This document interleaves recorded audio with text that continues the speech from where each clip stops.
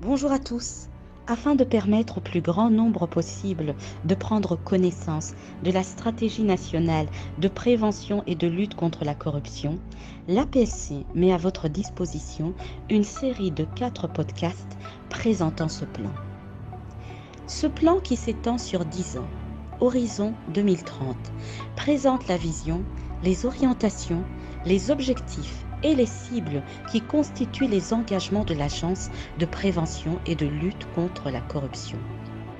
Comme l'a évoqué dans son message Maître Guilain Kikangala, coordonnateur de l'Agence de prévention et de lutte contre la corruption, le mercredi 9 décembre à l'occasion de la Journée internationale de lutte contre la corruption, je cite « Lutter contre la corruption et le faire savoir est une nécessité absolue de notre temps où la rapidité de circulation de l'information, vraie ou fausse, se traduit par une exigence toujours plus grande de transparence et par une nécessité pour ceux qui gèrent des fonds privés ou publics de devoir en permanence justifier du bon usage qu'ils en font.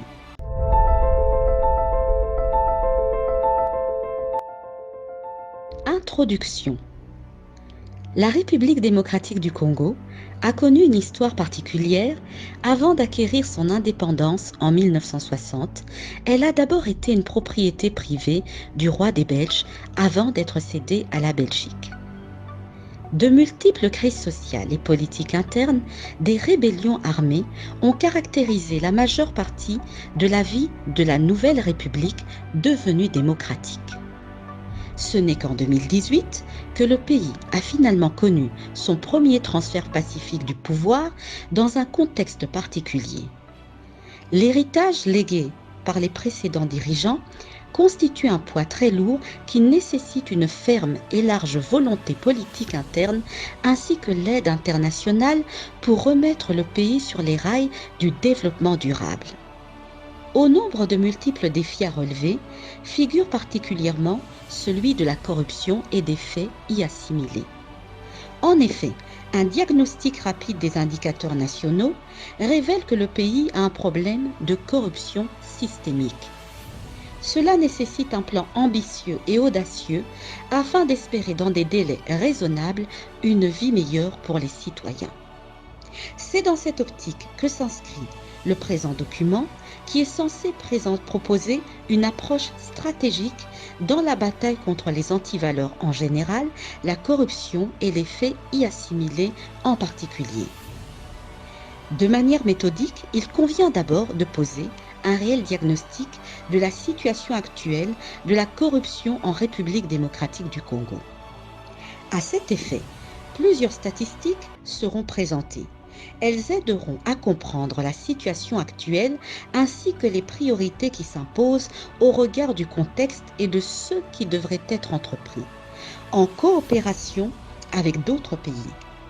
Cet exercice permettra ainsi d'identifier les moyens et les différents outils disponibles pour gagner le combat contre la corruption et les délits assimilés. Ensuite, les axes prioritaires seront proposés dans une approche stratégique et méthodique dans le but de permettre d'atteindre l'objectif global de renforcer l'intégrité et de réduire de façon significative la corruption à l'horizon 2030. Dans un contexte macroéconomique et politique assez fragile, un engagement responsable de nos ressources garantira le succès des actions qui seront menées. Afin de réinscrire ce pays sur la voie de sa croissance et de le sortir du cycle infernal de la pauvreté causée par une mauvaise allocation des ressources et de l'exercice du pouvoir, il est essentiel de placer l'homme au centre de toute action. Une communication simple cimentera le chemin vers l'atteinte de nos objectifs et la réalisation de la vision. Des évaluations récurrentes, des efforts entrepris permettront de préserver un avantage stratégique dans cette lutte contre les antivaleurs.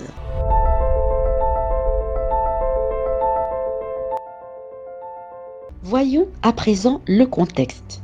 L'ensemble des données et des rapports nationaux disponibles indiquent des formes de corruption persistantes, généralisées et endémiques en République démocratique du Congo, affectant toutes les couches de la société. Les crises politiques à répétition, l'insuffisance des infrastructures, un cadre réglementaire sous-développé, le manque de capacité institutionnelle et les faiblesses de l'état de droit continuent d'entraver les perspectives de développement économique et créent un terrain propice à la corruption.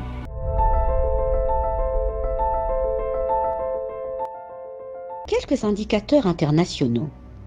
Selon l'indice de perception de la corruption, IPC, de Transparency International, la République démocratique du Congo se classait 168e sur 180 pays en 2019, avec un score de 18 sur 100 contre 20 sur 100 l'année précédente. Source Transparency International 2019, Transparency International 2018.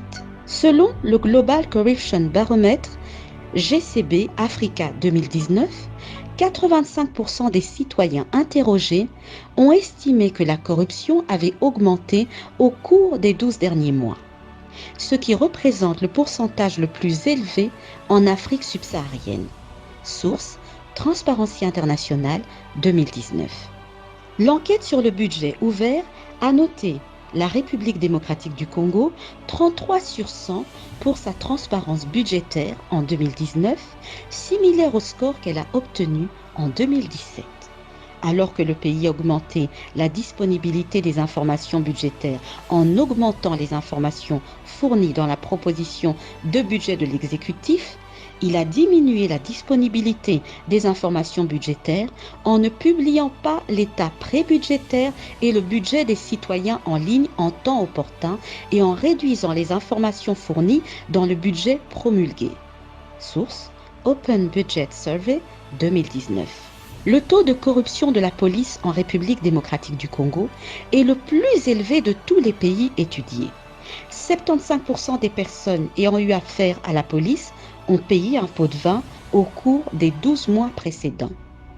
Par ailleurs, 81% des citoyens de la République démocratique du Congo pensent que la police est corrompue. Transparency International 2019. L'indice Ibrahim 2018 de la gouvernance africaine classe la République démocratique du Congo 47e sur 54 pays, 54 étant le pire, lui donnant un score de gouvernance de 32 sur 100. Source Fondation Mo Ibrahim 2018.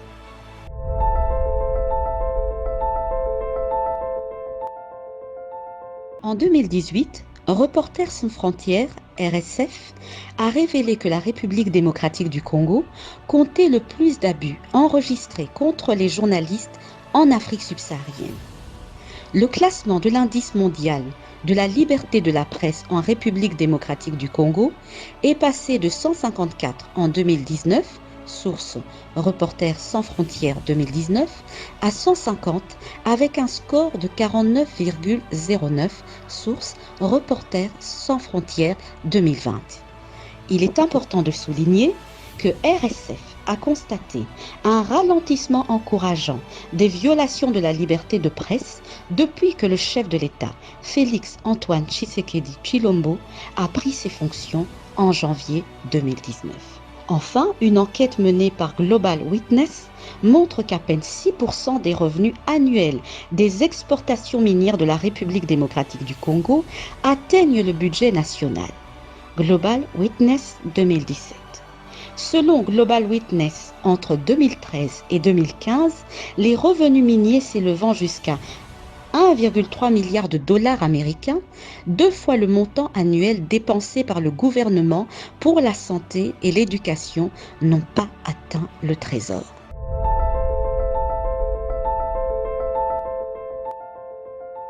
L'Agence de prévention et de lutte contre la corruption, APLC en sigle. La corruption demeure, sans aucun doute, le plus redoutable défi qui se pose à la bonne gouvernance, à une croissance économique durable, à la paix et au développement de tous les pays, surtout ceux en voie de développement.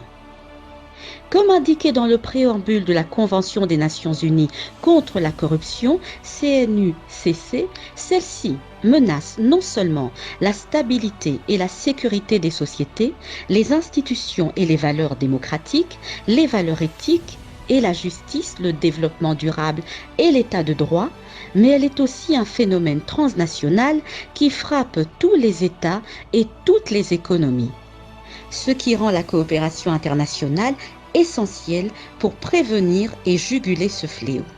C'est ainsi que la Convention des Nations Unies contre la corruption a fait obligation aux États parties de prendre des mesures efficaces pour prévenir la corruption, ériger les actes de corruption en infractions pénales et assurer une détection ainsi qu'une répression efficace. Coopérer avec les autres États parties dans l'application des lois de prévention de la corruption et se prêter mutuellement assistance dans la restitution des avoirs tirés de la corruption. En outre, l'article 5 de ce texte, en plus d'appeler à une action efficace dans chacun de ces domaines spécifiques, impose à chaque État partie des obligations plus générales, à savoir élaborer et appliquer ou poursuivre des politiques de prévention de la corruption efficaces et coordonnées. Mettre en place et promouvoir des pratiques efficaces visant à prévenir la corruption. Évaluer périodiquement les mesures juridiques et mesures administratives pertinentes en vue de déterminer s'ils sont adéquats pour prévenir et combattre la corruption. De plus, au terme de l'article 6 du même texte, chaque État partie doit faire en sorte qu'il y ait un ou plusieurs organes, selon qu'il convient, chargés de prévenir la corruption en appliquant les politiques visées et l'article 5 et, s'il y a lieu, en supervisant et en coordonnant l'application de ces politiques. Ainsi, l'une des obligations les plus importantes des États parties, au terme de la Convention, à l'égard de laquelle ils doivent rendre des comptes au titre du mécanisme d'examen de l'application de la Convention établie en vertu de l'article 63, est de garantir que leurs politiques de prévention de la corruption sont efficaces, coordonnées et périodiquement évaluées. Conscient de l'impact de la corruption dans la question du développement de notre pays et s'inscrivant dans l'option levée par les Nations Unies ainsi que l'Union africaine de la lutte contre la corruption, le président de la République démocratique du Congo a créé par ordonnance présidentielle numéro 20/013 bis du 17 mars 2020 l'Agence de prévention et de lutte contre la corruption, APLC en sigle, en conformité avec la Constitution de la République. Elle est l'autorité nationale de référence en matière de lutte contre la corruption en République démocratique du Congo.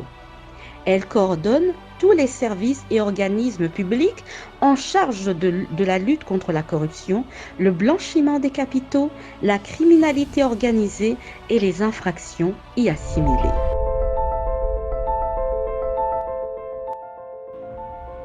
Les attributions de l'APLC. L'Agence de prévention et de lutte contre la corruption, APLC en sigle, a pour principale mission de définir et de mettre en œuvre tous les programmes permettant de détecter les agissements susceptibles d'être considérés comme relevant de la corruption ou d'une infraction y assimilée, de mener toute étude et de diligenter des enquêtes nécessaires, de provoquer des poursuites pour faire sanctionner toute personne ou tout groupe de personnes, organisation, organisme, entreprise ou autre service impliqués dans les actes de corruption, de blanchiment des capitaux et de faits assimilés dans les conditions fixées par la réglementation en vigueur. Elle dispose de l'indépendance nécessaire pour lui permettre d'exercer efficacement ses fonctions à l'abri de toute influence indue. Elle a pouvoir de se saisir d'office de tout acte ou fait de corruption ou de fait y assimilé dont elle a connaissance. Elle peut recevoir les réclamations, plaintes et dénonciations de n'importe quelle personne, physique ou morale. Elle définit les indicateurs de suivi, évaluation des mesures politiques, économiques, socioculturelles en matière de lutte contre la corruption et les faits y assimilés, et détermine les progrès réalisés dans chaque catégorie d'indicateurs, tant au niveau du pouvoir central que des provinces en vue de l'amélioration de la gouvernance publique.